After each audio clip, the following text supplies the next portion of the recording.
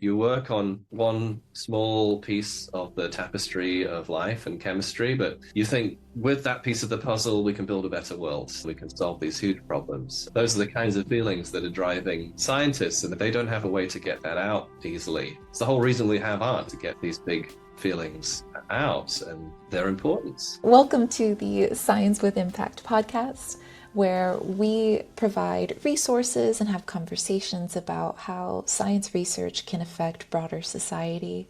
Today we have Professor David Ibbett with us, who is a phenomenal composer with the Multiverse. David, could you please introduce yourself? Well, it's great to be here. Thank you for inviting me, Vanessa. I'm David Ibbett. I'm an assistant teaching professor at Worcester Polytechnic Institute of Music, and I direct the Multiverse Concert Series, which is a non-profit that integrates music and science in live performance in a number of different formats that I'm sure we'll talk about. Why should our listeners, who are primarily research scientists and organizations looking to expand their societal impact, tune into our conversation? I think if they have these burning questions themselves of the different aspects of work, the content, the technical content, and the emotions driving the people behind it. And these are big challenges. And I've spent my life working on them. If you're wondering how to share science and how to increase its impact in society, then we've touched on some good themes, I think. And it'd be great to join the conversation. I'm going to show your Multiverse website just because I just love it. I love the video in the background showing everything that you're working on. Lots of new things with that video. We've had some adventures since then. It looks like so many adventures, and your upcoming concerts are here and everything. So I highly encourage our listeners to go check it out. But David, how do you know me and Science with Impact? You and I have been working together for coming up on 5 years with this exciting Art of Polymers project through the Monet Center for Polymer Research and Molecular Networks, which is this beautiful, intricate topic within chemistry. With Multiverse, we've been creating these compositions and concerts, but as the project has gone on, it's got more interesting, and we've created these interactive activities and games, and that's been a fun collaboration with you as an outreach specialist. We've learned a lot of things and created some really exciting experiences for audience members. So it's been a real joy working together, and I hope we get to do that for many years. I hope so too, David. I've really enjoyed it. Most recently, we got to do the Cambridge Science Festival over at MIT, and I just was so blown away with how you and your student integrated your app that you designed with your student and the music and connecting that to the polymer chemistry. It was just really wonderful to see. And thank you for that. Could you tell us a story about some of the impactful moments in your life that led you to becoming a scientist slash composer? What the artists do in order to create work that is true to them and true to this moment in time where they find themselves. They have to dig deep and they have to look within and without. And there is an intensive research process just to creating a work of art. My mum is a piano teacher back in England. And from a really young age, I was drawn to music. And there's pictures of me banging on her piano, age 1. And I have that piano now. It's come over the seas. It's 100 years old. It's got a lot of sentimental value, and it more or less holds its tune. My son Arthur is one now, and he's banging on it. So that's fun to see. So I went on the music track and did my PhD back in the UK, University of Birmingham. But then in the background, my dad is a research chemist, a polymer scientist, working starting off with a company called Courtaulds, which doesn't exist, but they were working on nylon. They worked on Tencel, which is another artificial fiber. He'd invite us to the lab to see his mass spectrometer and just be immersed in it. And I kept those experiences with me, but I got the message from society that you had to pick. So I went all the way through, but then I think music is at its strongest when it is active in society and it gets involved with people and passions and projects. I was struck by this article from NASA about Jupiter's moon, Europa, and the potential for microbial life beneath its crust, and how there could be aliens within reach in our solar system. And not only that, we'd actually have the technology to go and see, to actually find out. I kept an interest in science all that time and wrote this tone poem for a flute. The flute got to impersonate rocket sounds. They can do really good bubbling waters and imagined alien creatures that can kind of pretend to be an alien manatee at one point. So this was the biggest piece I'd ever written. And from that point, I just started doing more of these pieces and it turned into sort of my whole career. Last year, we've been working on Mars Symphony about the current missions and the Mars samples from Perseverance rover. We went out to NASA Jet Propulsion Lab and I got to see the Europa Clipper in the hangar before it launched, and it's actually going off to see if there's alien microbes in the plumes of water from this moon, and it has a mass spectrometer on the top. It's such a good feeling being part of these really ambitious scientific ventures that are happening, and I want to celebrate it in my way through music, and I hope encourage other people to do the same thing. Can you remember one of the moments related to when you realized that you could be an artist and a scientist at the same time and that you didn't have to choose? What really made it click was the reception of audiences and scientists wanting to collaborate. You have to do a lot of wandering in the wilderness as an artist to figure out what form should your work take and how should you get it out to people and who should you work with. I moved to Boston, Massachusetts 11 years ago. And I came over here really just for a new start. I just found such enthusiasm in the community here for striking up these projects. And a lot of scientists are just really excited to have a way to get their work out in an artistic form because they are passionate people.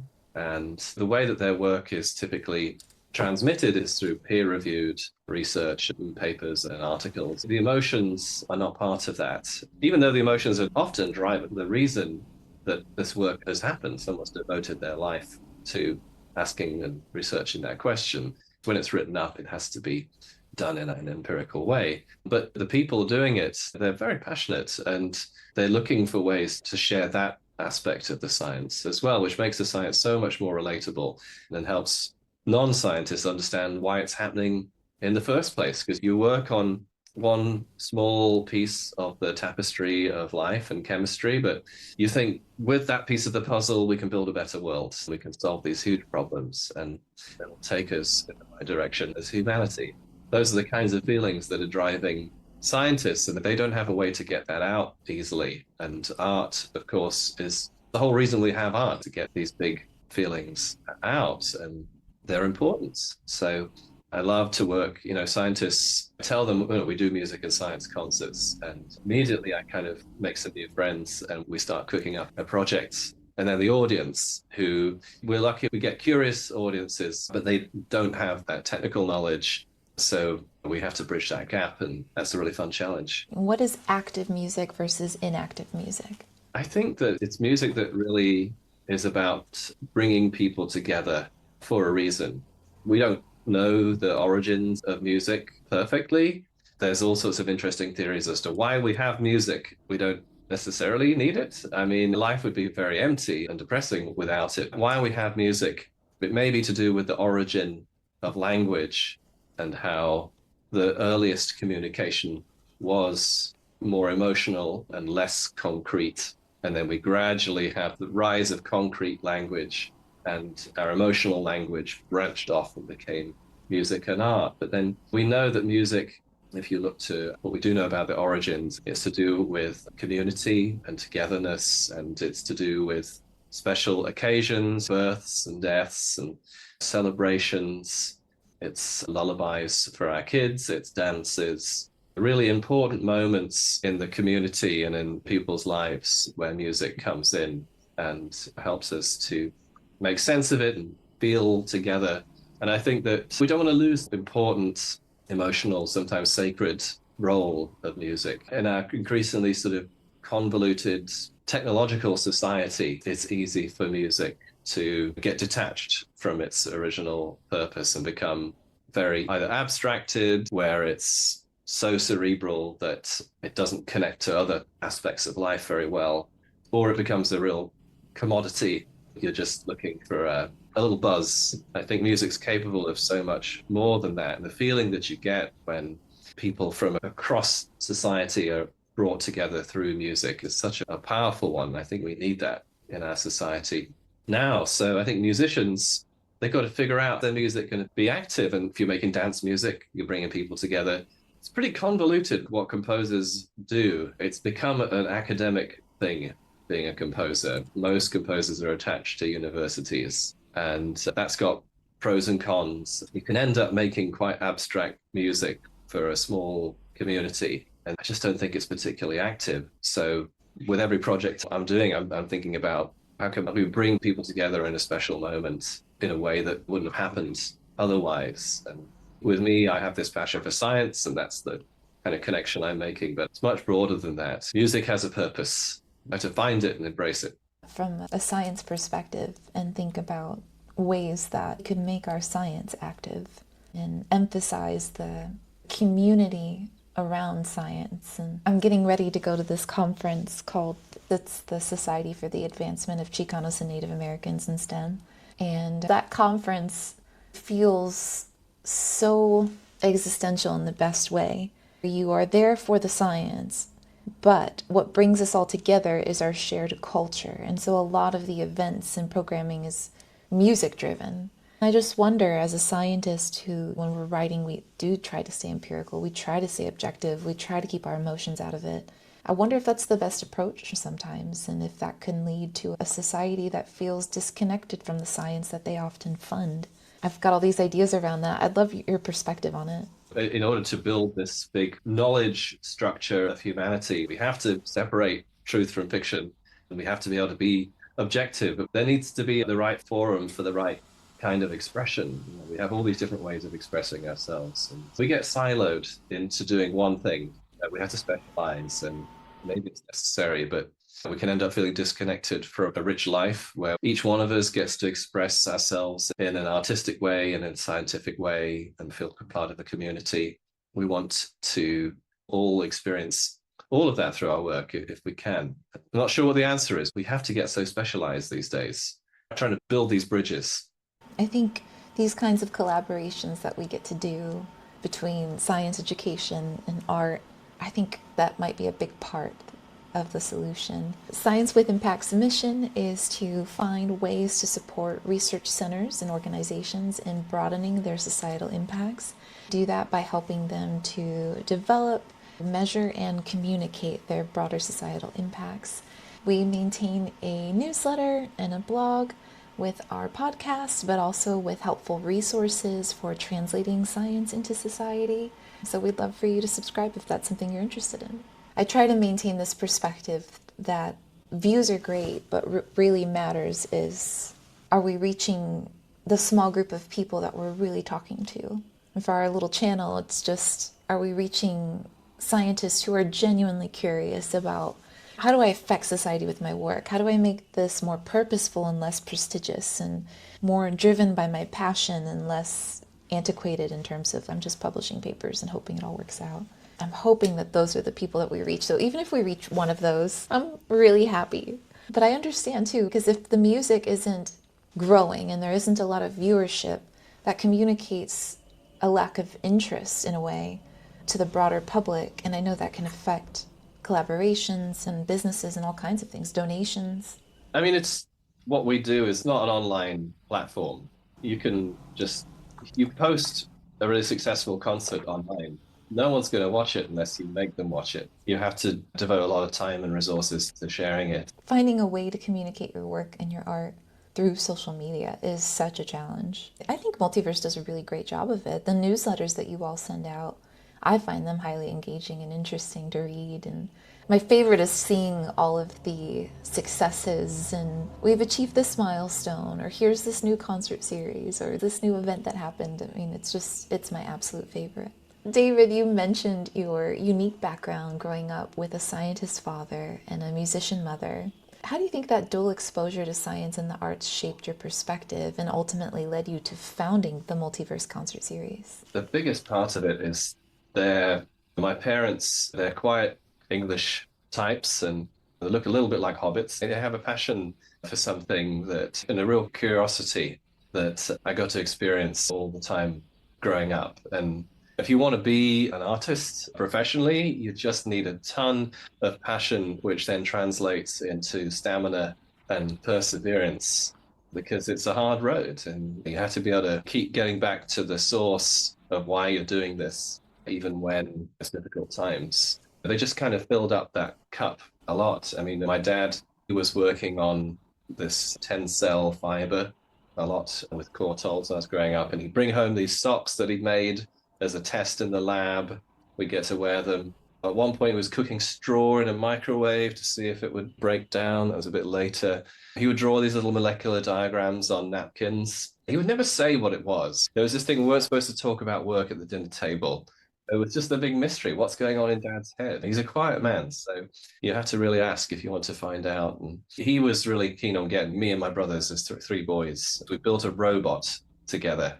We had a show called Robot Wars, similar to BattleBots. And it was like a big thing. Every week we would watch it together and then bet on which robot was the best. And then we built one, size of a really big dog. Mum is a musician and a piano teacher, and she encouraged that in me. She never made me practice. She helped me get organized, and she was there for me when I was practicing my scales and putting the scales on little bits of paper and pulling them out of a hat. I was driven by my curiosity in music, but I was never very diligent at practicing and the technical side of music. I wouldn't say I'm the most coordinated of humans, but she was there and helped me follow that and get into the orchestras and set me up with what I needed to compose music at home and sort of see me through.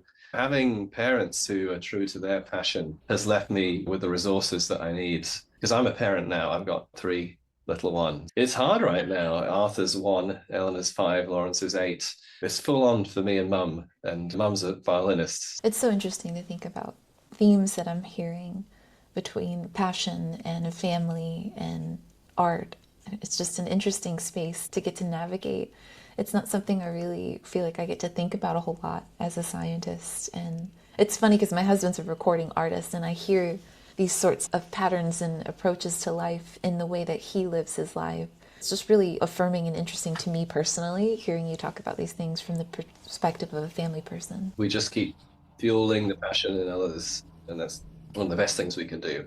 Do the kids play music? They do, yeah. Lawrence is playing piano, Eleanor's playing flute, and Arthur banging on the piano. We'll see what he wants to do. Do you ever get to collaborate with your wife? Yes, not as much as we'd like, because one of us has to be parenting usually. She plays in the Multiverse ensemble and orchestra, and we're going out to the Jet Propulsion Lab to perform Mars Symphony for the scientists who helped us make it, which is going to be really wonderful experience. And she'll be playing violin, and Lawrence is going to be in the audience. He's coming with us to tour the lab, which is hopefully going to make an impact on him. We shall see. I think it's great when you can find ways to integrate your family into your career work.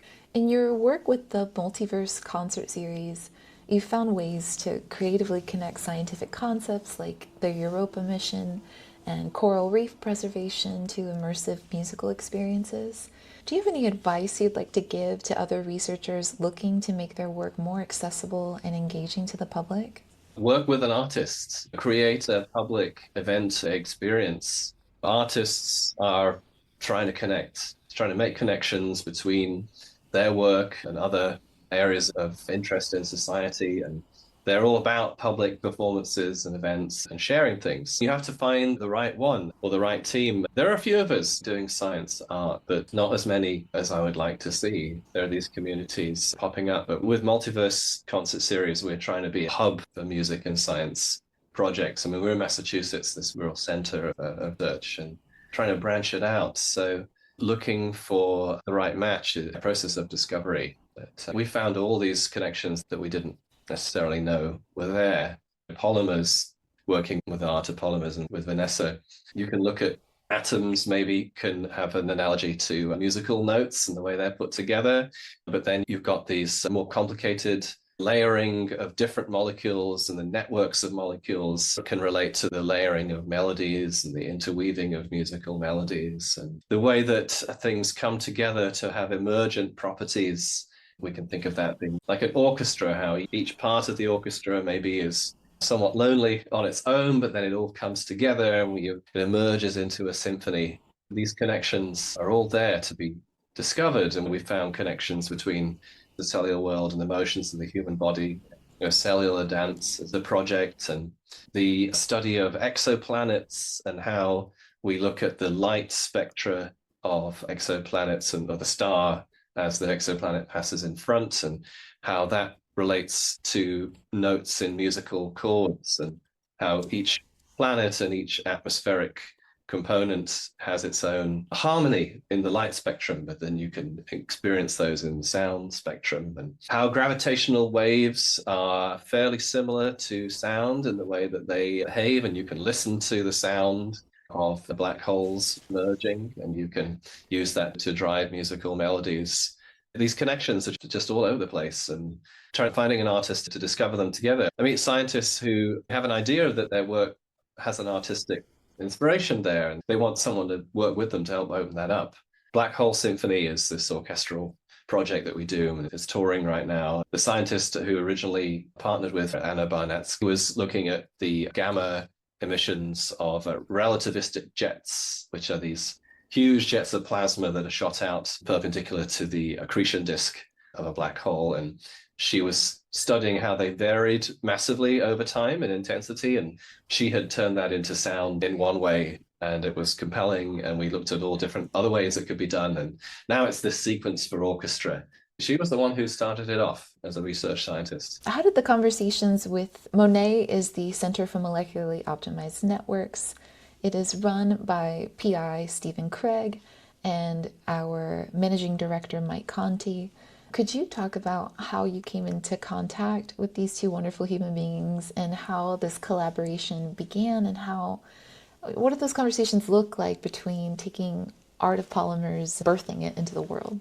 It happened through the community at Boston University, because we have an ongoing collaboration called Reef Music with Sarah Davies and her lab looking at corals and their coral genetics. Corals as in the marine creatures instead of choral singing. We did this public concert at BU on coral reefs. We invited a lot of the BU community, and Jeremiah Johnson came out, who's one of the senior researchers on MONET, and we just got talking, and he's a musician. We got talking about all these connections and the potential to open them up, and they sent me some data of the molecules being stretched and being scanned and bonds breaking, and has this really interesting curve over time. And you can see on the curve, if you look at it as a graph, these moments where things snap and you get this sort of staircase effect. But any sort of a curve can be a melody. Very easy to translate that into a melody that sort of tells the story of this breaking material. And we just felt that there were a lot of potentials there for artistic explorations. It takes a while to explain to a layman what MONET is up to. It's one of the more challenging ones to get across, because you have to understand molecules, and you have to understand what a network of molecules is, and pretty soon you have to understand what a polymer is, and the idea of molecular properties versus topological properties. You need to immerse people in that for them to get it. And any music, I think, is really able to do that. So we started talking and wrote a proposal for one concert, and it's turned into over 5 years of collaboration. And we're now looking at a polymer symphony for the next iteration, bringing it all together. As you look to the future, what are some of the most exciting ways that you envision further integrating scientific research and artistic expression for societal impact? Well, we want to keep fine-tuning our concert experience. Each time we try new things, and we look for ways to make it more of a personal experience for the audience members, and to give them things they take away. So we're adding more and more immersion to the pieces, where most things we do now are music and visuals. So either that's a widescreen video or a planetarium projections up in the Museum of Science Boston, or the Worcester Ecotarium, or the Krista McAuliffe Center. And we want to immerse people, but then there are moments when we invite interaction, and that can be through movement, that can be through games. We developed this game with the musical molecules for Monet recently, where people have to read the structure of a molecule like a little musical score. Each component of the molecule gets a different sound that represents the properties of that component. So a tight bond, high tense sound, or a flexible bond has more of a loose, lower sound. Atomic number translating into pitch, things like that. We've tried with groups of 3. We want to try it with 300 next time, all at once in a concert hall. So that's going to be fun. I think ways that just really shake people out of the everyday, because science takes you out of the everyday. You're asking questions that have never been asked in that form and learning things that have never been learned and trying to get the audience into that mind-blowing mindset. So we do have some surprises every show. When we go to that's at JPL at the end of this month, that's a very technical audience. They know all the science. So we're not going to be able to surprise them with the science, but we might be able to surprise them when we turn the concert hall into Mars sonically. Me and Wilson Bramer, we've taken the sounds from the Perseverance rover, the InSight lander, and used those to create this Mars soundscape. But it goes onto the phones of every member of the audience. We know where they're standing. Each phone becomes a speaker, and we can move dust devils around the room. We can have Perseverance rover drive to the Jezero crater across the room. And I think surprises are really important. Ultimately, we're based in Massachusetts, but we want to be a national project. We're reaching out more and more. We're off to California. Then we're going to Rome, Georgia to do Black Hole Symphony. And then we're back in Massachusetts for the New England Philharmonic Black Hole Symphony and Krista McAuliffe Center for Octave of Light to sort of end the year. So if you want to work with us, you can, of course, get in touch. But if you're an artist, a musician, artist in the broadest sense, performers, visual artists, musicians, and you want to work as part of Multiverse, we want to make that open to others. And we're looking at sort of the way that TEDx works with different communities as a way to expand this as a model for making these connections. And that's the long-term goal. We have a tradition where the past guests get to ask the future guest a question on the podcast. So our past guest, Dr. Checo Colon, he's a professor at Georgia Southern University, and his question to you: what inspired David to not just bring this to the forefront, and maybe what inspires the way that he connects science with music, but just thinking about how did that really become an idea or spark the idea of going, wow, this is going to be the way that I'm going to have science or even this idea shared with a much broader audience through music. Music is already inspiring enough, but now to put this complex ideas and maybe get a chance to have more people connect to it, I just wonder what inspired him to do that, and where does the inspiration come from? Well, I definitely I'm not sure quite when I decided to be a composer. It's the kind of thing that creeps up on you, where you just notice where the passion is and you're being driven to do late nights when you're on a roll creating something. And we just had a series of moments where things clicked. I mean, the first time we had a scientist come to a concert called Beauty from Nothing, and we had a scientist come and talk about the multiverse and how you might test for the multiverse, Matt Claiborne from NYU.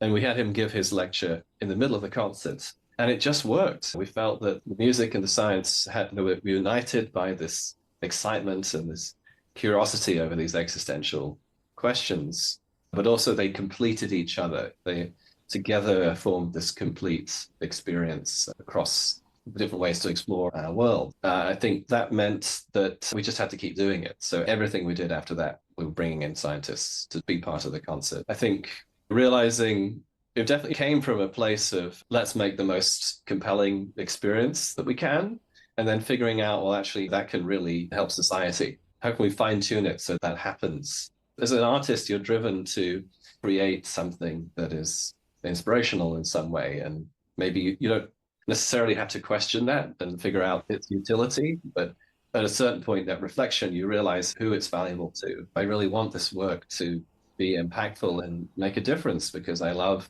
music and I love science, and I think they make the world a better place. But we have a real problem of distrust of science and lack of support for science and music as well, not being seen as valuable compared to STEM education. We've got rovers on Mars and probes traveling off in the solar system and beyond the solar system. We're unlocking the secrets of genetics and life, and we're understanding how the materials of our world do what they do and enable us to make everything that we use every day. This affects all of us, and I think anything we can do to increase that in the world, I think that's valuable. Thank you for that response to Chico. Our next guest is Daniel McGarvey. So he's a professor at the Virginia Commonwealth University, and his focus is finding ways to provide early career professionals with support, particularly towards diversifying participation in STEM and focused on more ecological sciences. So David, what would you ask Daniel as it relates to broadening the societal impacts of STEM? Yeah, what's the secret to an impactful art and science collaboration? What makes them the most powerful experience in his view? David, you're such a lovely guest. Thank you so much. I really appreciate all of our conversations, but this one included. Sure. Well, it's been a real pleasure, Vanessa. Thank you for bringing me into this broader world of science communication, which I've found myself in just by being a composer. And it's definitely just sort of crept up.